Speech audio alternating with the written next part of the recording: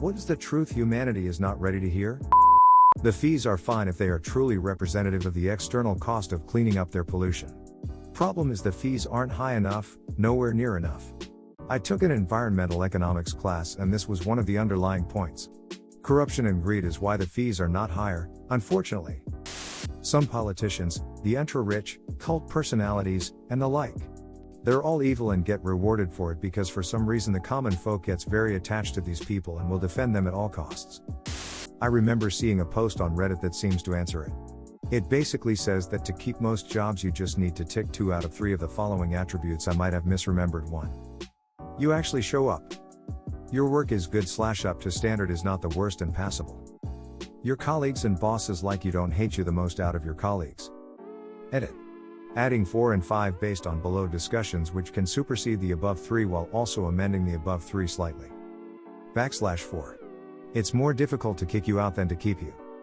\5. You have some control over those in charge, some kind of relation, having some kind of incriminating evidence, etc. I know several people who are simply employed, because nobody bothers to fire them.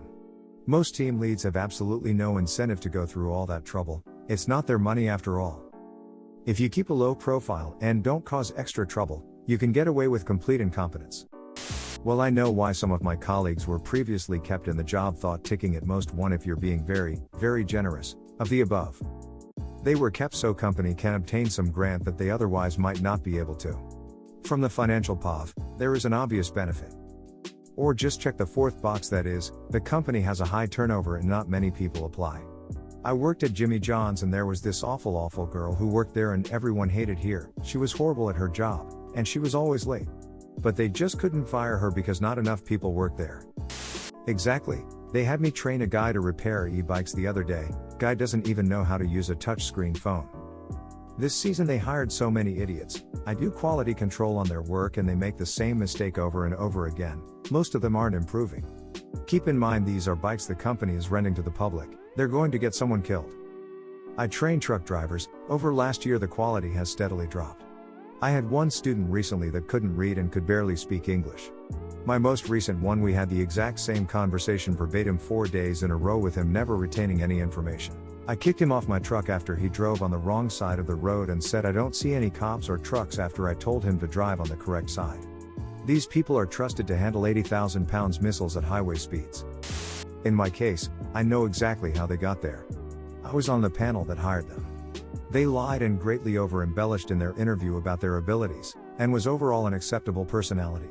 6 months later, they put forward horrible performance, and straight up would not take on responsibilities the director gave them, would not speak during meetings that they were in charge of, and avoided all contact with other staff.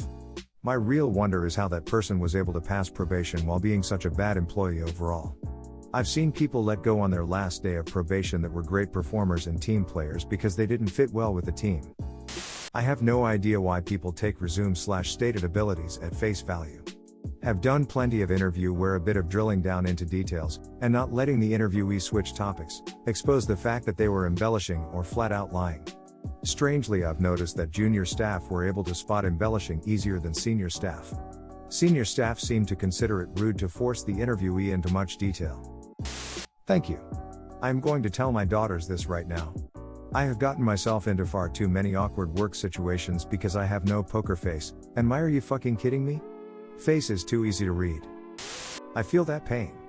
My tell is how my eyebrows are arranged on my face. Too high means am I actually seeing/hearing this ish?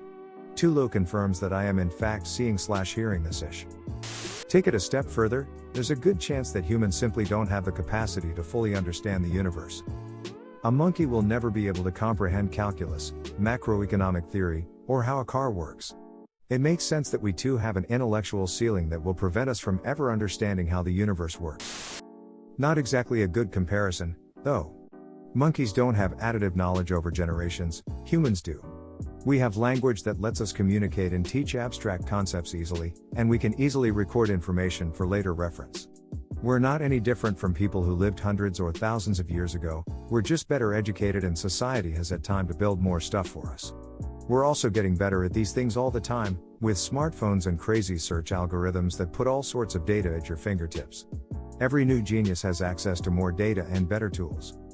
I really believe the sky's the limit for humanity, but we've probably only got one shot. If we fuck it up badly enough, I don't think there's enough easily accessible energy for a new industrial revolution. Monkeys don't have additive knowledge over generations, humans do. They do.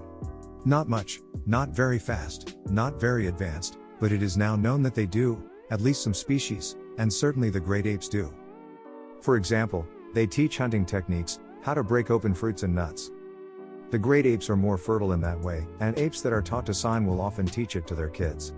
Wild bonobos and chimps, despite being quite similar, have different cultures, and I think there was an example of a troop of chimps having bonobo culture. And those are all very cool things that those monkeys and apes can do, but they're not the same as what I'm talking about. They teach things like hunting and opening fruits and nuts by demonstration. It's highly debated how much they can really tell another individual about how to hunt an animal or crack a nut they've never seen, and those skills disappear within a couple generations in the absence of said fruit or nut. They definitely don't have a way of recording that knowledge so individuals can learn from it many generations later, let alone search it for relevant info. Libraries, schools, research labs and papers, all that is abstract learning and knowledge retention that's far beyond any other animal on the planet, and that's not to take away from them. It's just that humans are amazing and abstract knowledge is a huge advantage for a species once you accumulate enough of it. We're not any different from people who lived hundreds or thousands of years ago. Well, many of us rich enough to post on Reddit probably had better access to better nutrition when growing up, which probably collectively raised our IQ by at least a few points. Not to mention, pregnant people usually know now to avoid alcohol, etc. Yeah, that's basically what I'm saying. It's not anything about us as individuals, it's that society has gotten to a point where people know these things and can provide these things, and it's all because we have abstract language that can communicate concepts across geography and time. It's kind of uplifting in a way. I don't necessarily have to be born intrinsically better than some medieval yokel to leave the world a better and more welcoming place for the next people to inhabit it. And it is evident that IQ does increase over generations. Check out the Flynn effect. Although that's true, the Flynn effect is evidence IQ is not a good measure of intelligence, not evidence that our intelligence is increasing. It's observed in too short a time for us to evolve increasing intelligence. Which means people are being better educated in a way that helps them do better in the test, or more people are being educated in a way that helps with the test than they were in the past, raising the population average. Maybe additive knowledge, and all other things humans have, isn't enough to understand the universe. It might be the case that monkeys think they can understand everything, because they don't know what they are missing. As we could as well. Additive knowledge surely helps a heap with understanding a lot of things, but maybe we, as monkeys, miss some feature or capacity to truly understand everything. You don't know what you don't have. That's what I'm saying, though, is how would they? We've taken all the easy oil and coal. You can't bootstrap an industrial revolution without some kind of accessible energy, and we've used anything you can find or get it without huge machinery. You just plain can't get at any significant amount of energy without the technology we have now, so if it disappeared tomorrow there's not a whole lot you can do to get society back to any kind of technological capacity. Water wheels and wood fires will only get you so far. This is the key problem.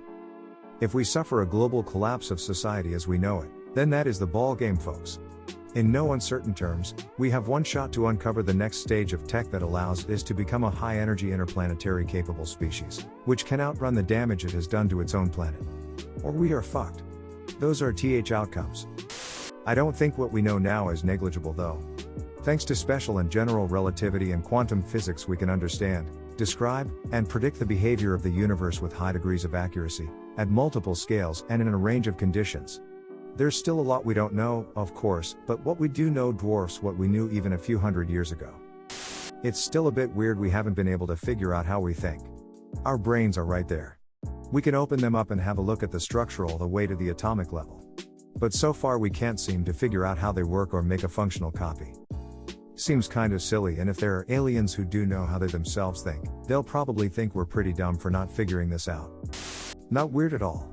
However complex the laws of physics are, they are still laws that can be described by mathematics to a ridiculous accuracy. The operation of brains is not governed by any simple set of laws, but rather interactions trillions of units on different levels. Study of brain is done with statistics to find regularities, and that is always more imprecise and difficult than mathematical laws. Also, physics have been studied much longer and with much bigger funding. But even if this was controlled, I believe the reason above would still mean that the exact operation of brains would be more difficult to study.